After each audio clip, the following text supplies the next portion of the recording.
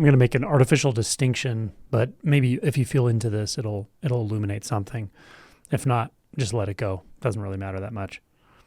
The distinction I want to make is between the sense of doing, which is kind of laced with control, and the sense of participation. When we pull back into the mind, when we pull back into the sense of the separate self, when we pull back into a sort of defensive posture, defensive meaning we're looking out through cloudy glass, through a perceptual filter at the world. And we learned to do this many years ago. We learned to do this to feel safe. But when we're doing it, we don't realize that the sense of control that we conjure in this space, this pulled back space, itself is laced with this feeling of separation, this feeling of not okay. This is not okay. Life is not okay. So I need to figure out how to make it okay. And that's where the sense of control and doing in the way I'm talking about comes from. It's a kind of planned doing. We're thinking about doing. We're trying to keep the doer on track to finally get to wherever we think we're going to get to make ourselves feel better. And that has a lot of fill in the blanks, right? Like, when I finally get this, I'll feel better. When I finally have this kind of partner, I'll feel better. When I finally have this much money, on and on and on, right? When I finally have health, when I finally have enlightenment, when I finally whatever. That's the flavor of this kind of doer. But this doer only really exists in this pulled back state where we're looking through partially opaque glass. That's what I mean by the perceptual filter. It's not really glass, of course. It's the perceptual filter of thought, of perception, of doubt, of belief.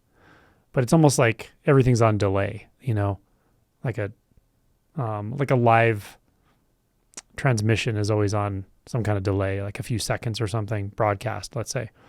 And it's almost as if everything's on a delay. The sense of you is delayed. You're not really fully here and you know it. This is why the talk of presence and mindfulness often sparks something in us. We go, oh yeah, I can relate to that. I can recognize that. And sometimes just hearing about it drops us into presence for a period of time. The problem is it doesn't do it permanently at all. It tends to do it and then it kind of doesn't work again, and it works and then it doesn't work. And then maybe we do have a shift in identity and there's a much more stable experience of fully present participation. That's the other distinction I wanted to make, is participation for a while, and then the shadow work comes and all of it. But the ultimate point I wanted to make here is that there's such a distinction between that sense of control and doing based on feeling distanced and out of phase and on a delay, like on a 2-second delay or something, where everything's in the past, everything's a thought. That's the perceptual filter. And the difference between that and full participation. Participation is beautiful. It's like the mind would interpret this as letting go of the doer, as like letting go of control and feeling out of control. But it's not. Feeling out of control is directly in direct relation to feeling in control in that space of dissociation or of pulling back. Full participation does not feel like being out of control, but it doesn't feel like being in control in the way the mind imagines it. Because that kind of in control is, again, rooted in a sense of separation, of not good enough, of not getting it right, of something being wrong. Full participation, there's no sense of anything being wrong. In fact, there's a clear, direct perception of things being just as they are and totally in alignment and interconnected and clear and bright and non-dual and intimate. It's as simple as that.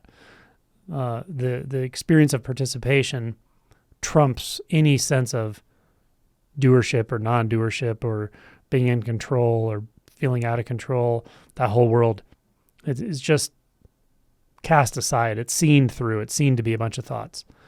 And this participation is enjoyment.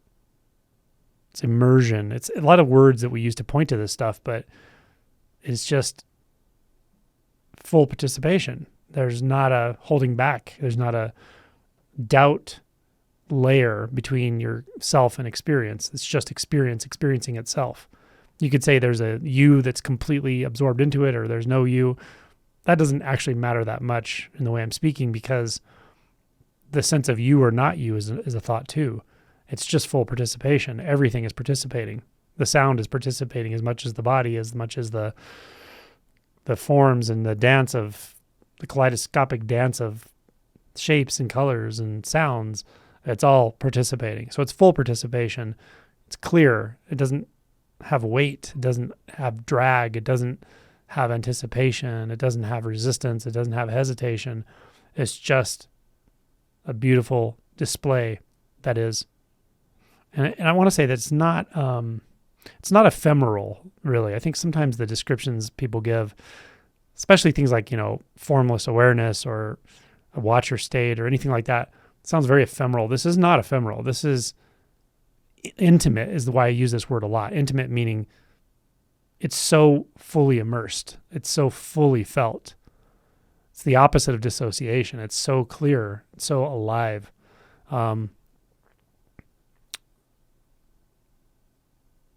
It's as I said, when you realize full participation, meaning there's no one to whom that participation refers. There's no one enjoying the participation or deciding whether to participate or not. The whole environment is participating in itself. Everything is alive. Then you really get the intimacy aspect. And it's not something you would trade for anything. It's not the kind of thing you want to go back and chase thoughts around again and distance yourself from life and try to figure out what you think you need, and which underscores the sense that you're missing something. And that whole game is just a game you can't win. And this full participation, it's not about winning or losing. It's just so full on. It's enjoyable. Yeah, it's natural. There's such enjoyability in naturalness, and it has a kind of neutrality too, which is a bit of a paradox, because it is very bright in texture. It's luminous in texture. It's intimate in texture. So that's my distinction I wanted to make today between the sense of doing and the sense of full participation.